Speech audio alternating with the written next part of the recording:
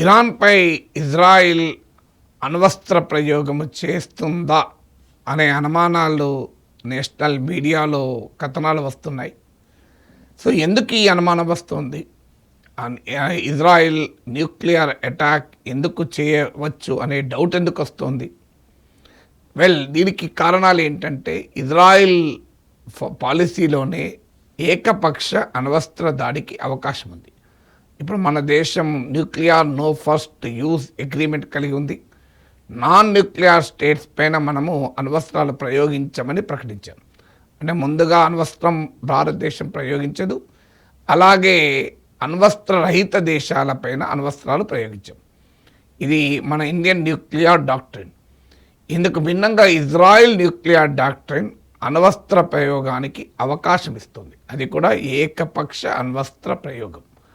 So అది కూడా pre-emptive కాదు. అంటే ఉదాహరణకు తమపై అణ్వస్త్ర దాడి జరుగుతుంది అనే అనుమానం ఉన్నప్పుడు, అది చాలా క్రెడిబుల్ సస్పిషన్ ఉన్నప్పుడు అణ్వస్త్ర ప్రయోగం చేస్తామనడం ప్రియంప్టివ్ స్ట్రైక్ అంటారు. కానీ ఇజ్రాయిల్ న్యూక్లియర్ డాక్ట్రిన్ అది కూడా కాదు. Israel nuclear doctrine unilateral use of nuclear వెపన్స్ను అంగీకరిస్తుంది. ఏంటి దీన్నే శాంసన్ డాక్ట్రిన్ అంటారు. సో వాస్తవంగా ఇది ఇజ్రాయిల్ పెట్టిన అధికారిక పేరు కాదు. ప్రఖ్యాత American investigative journalist Seymour Hersh the Samson option అని 90s ఒక పుస్తకం రాశాడు. అంటే ఇజ్రాయిల్ న్యూక్లియర్ పాలసీని రాస్తూ, ఎందుకంటే ఇజ్రాయిల్ 1948లో ఒక వైలెంట్ కాంటెక్స్ట్లో ఏర్పాటైంది. యునైటెడ్ నేషన్స్లో రెజల్యూషన్ చేశారు. అరబ్లకు పాలస్తీనా దేశం, యూదులకు ఇజ్రాయిల్ దేశం, రెండు దేశాలు ఏర్పడాలని టూ స్టేట్ సొల్యూషన్ అంటారు. కానీ యూదులు బలవంతంగా ఏకపక్షంగా ఇజ్రాయెల్ దేశాన్ని ప్రకటించి పాలస్తీనా ప్రజల్ని తమ భూభాగాల నుంచి పారిపోయేలా చేసి ఆఖరికి వారిని గాజాకు, వెస్ట్ బ్యాంక్కు పరిమితం చేశారు. చాలామంది అనేక దేశాల్లో తలదాచుకుంటున్నారు. సో అప్పటి నుంచి ఇజ్రాయెల్కు అరబ్లకు మధ్య యుద్ధాలు కంటిన్యూ అవుతూనే ఉన్నాయి. అమెరికా ఒత్తిడి మేరకు కొన్ని అరబ్ దేశాలు ఇజ్రాయెల్తో సంబంధాలు మెరుగుపరుచుకుంటున్నాయి. ఇప్పటికీ మిగిలింది ఇజ్రాయెల్కు అతిపెద్ద రైవల్ ఇరాన్. సౌదీ అరేబియా ఇంకా నార్మలైజ్ చేసుకోలేదు, కానీ అది కూడా ప్రాసెస్లో ఉంది. సో ఈ కాంటెక్స్ట్లో ఇజ్రాయెల్ ఏర్పడడమే ఒక వైలెంట్ కాంటెక్స్ట్లో ఏర్పడింది. చుట్టూ అరబ్ దేశాలతో యుద్ధాలు చేసింది. ఈ దేశాలు ఇజ్రాయెల్ను వినాశనం చేస్తామని ప్రతినపూర్ణ సందర్భాలు ఉన్నాయి. మొదట్లో పాలస్తీనా విమోచన సంస్థ నినాదం కూడా ఇజ్రాయెల్ రాజ్యాన్ని కూలుస్తామని, తర్వాత వాళ్ళు దాన్ని మార్చుకున్నారు. ఇరాన్ కూడా ఇజ్రాయెల్ రాజ్య ఏర్పాటునే అంగీకరించదు. సో అందువల్ల ఈ రైవల్రీ ఉండడం వల్ల ఇజ్రాయెల్ ఎర్లీ 60sలోనే అణ్వస్త్ర కెపబిలిటీ, న్యూక్లియర్ కెపబిలిటీ పొందడానికి ప్రయత్నాలు మొదలుపెట్టి అమెరికా అండ్ వెస్ట్రన్ పవర్ సహకారంతో 1967 నాటికే అణ్వస్త్రాలు కలిగి ఉన్న దేశంగా మారింది అనేది ఇంటర్నేషనల్ ఎక్స్పర్ట్స్ అంగీకారం. అఫ్కోర్స్ అధికారికంగా తమ దగ్గర న్యూక్లియర్ వెపన్స్ అనేది ఇజ్రాయెల్ ఒప్పుకోకపోయినా రియాలిటీ మీకు even Stockholm International Peace Research Institute SIPRI అంచనాల ప్రకారం కూడా ఇజ్రాయెల్ వద్ద 80 to 90 న్యూక్లియర్ వార్ హెడ్స్ అణ్వస్త్రాలు ఉన్నాయి. ఇవి ప్రయోగించడానికి అవసరమైన ఎయిర్ క్రాఫ్ట్లు, సబ్మారిన్లు, ఈవెన్ బ్యాలిస్టిక్ మిసైల్స్ ఉన్నాయి. అది ఏ రూపంలోనైనా, సబ్మారిన్ నుంచైనా, లేదా ఎయిర్ క్రాఫ్ట్ నుంచైనా, లేదా గ్రౌండ్ నుంచైనా ప్రయోగించగలిగే కెపాసిటీ ఇజ్రాయెల్కు ఉంది అనేది ఇంటర్నేషనల్లీ యాక్సెప్టెడ్ నార్మ్. అందుకే ఇజ్రాయెల్కు ప్యారిటీ ఉండకూడదు అనేది ఇప్పుడు అమెరికా ప్రయత్నం, ఇజ్రాయెల్ ప్రయత్నం. ఎందుకంటే ఇస్లామిక్ ప్రపంచంలో ఒక పాకిస్తాన్కు మాత్రమే న్యూక్లియర్ వెపన్స్ ఉన్నాయి. పాకిస్తాన్ అమెరికా కీలుబొమ్మ గనక పాకిస్తాన్ నుంచి ఇజ్రాయెల్కు ఆ స్థాయిలో ప్రమాదం లేదు. కానీ ఇరాన్ గనక న్యూక్లియర్ వెపన్ పొందితే అది ఇజ్రాయెల్ న్యూక్లియర్ కెపబిలిటీకి ఈక్వల్ అవుతుంది. దీన్నే America, Israel అంగీకరించవు.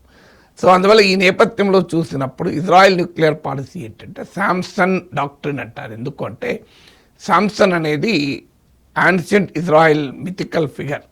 So Jewish literature ప్రకారము శాంసన్ను ఐతిహాసిక హీరో, మిస్టికల్ మైథాలజికల్ హీరో.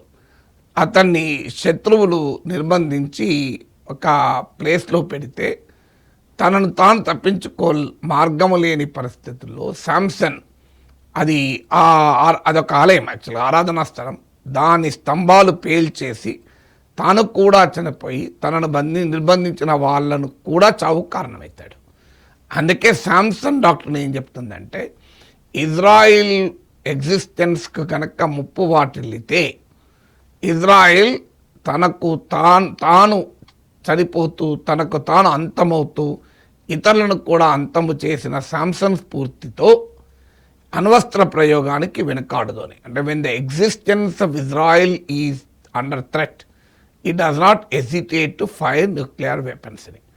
అందువల్ల ఇజ్రాయిల్ కనుక తన ఎగ్జిస్టెన్స్కు ప్రమాదమైంది అని భావిస్తే అణ్వస్త్రాలను ప్రయోగించైనా తనను తాను కాపాడుకునే ప్రయత్నం చేస్తుంది అని. సో ఇప్పటికే ఇరాన్ అనేది తమకు ఎగ్జిస్టెన్షియల్ థ్రెట్ అని ఇజ్రాయెల్ చెప్పడమే కాదు, అమెరికా కూడా చెప్తుంది. సో ఆ నరేట్ ఇప్పటికే బిల్లు చేస్తున్నారు.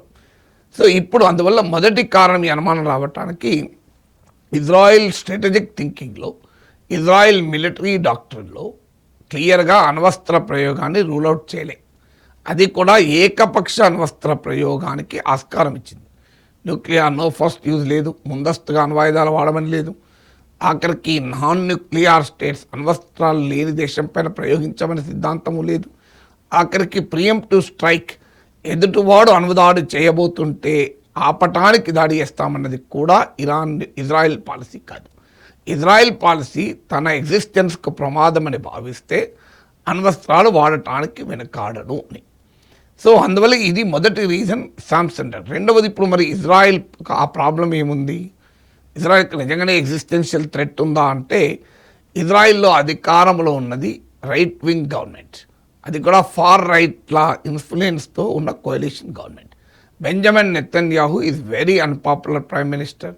ఆయన పైన సీరియస్ కరప్షన్ ఛార్జెస్ ఉన్నాయి. సుప్రీంకోర్టుకు నెతన్యాహు ప్రభుత్వానికి ఘర్షణ నడుస్తుంది. సో మీకు ఏ క్షణమైన నెతన్యాహును అరెస్ట్ చేస్తానికి అవకాశం ఉంటుంది ఆయన కనుక యుద్ధం ఆపితే. అందుకే మీరు గమనించండి, Netanyahu always will be in war. ఒక యుద్ధం ఆగకముందే మరో యుద్ధం మొదలు పెడుతూ ఉంటాడు. సో ఎందుకంటే యుద్ధం అంటూ ఆగితే నెతన్యాహు పతనం తప్పదు, జైలుకు పోవడము తప్పదు.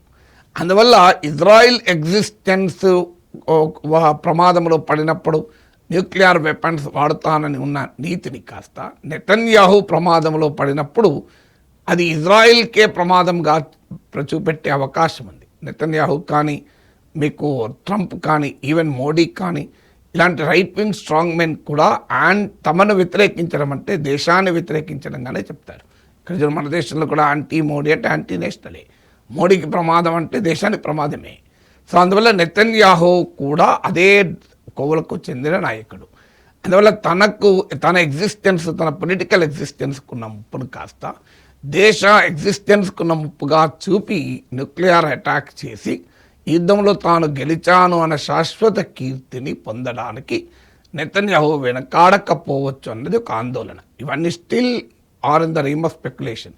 ఇప్పటికీ ఇది ఊహాగానాలే కావచ్చు, కానీ ఆ అనుమానం ఎందుకు వస్తుందంటే కారణం ఇది. ఇక మూడవది, మరి ఇప్పుడు నిజంగానే నెతన్యాహుకు ఓడిపోయే పరిస్థితి ఉందా? సో ఇరాన్ పైన జరుగుతున్న వార్ ఇప్పటికీ కూడా కొలిక్కి రావడం లేదు. సో ఏ కొలిక్కి వస్తుందో లేదో తెలియదు.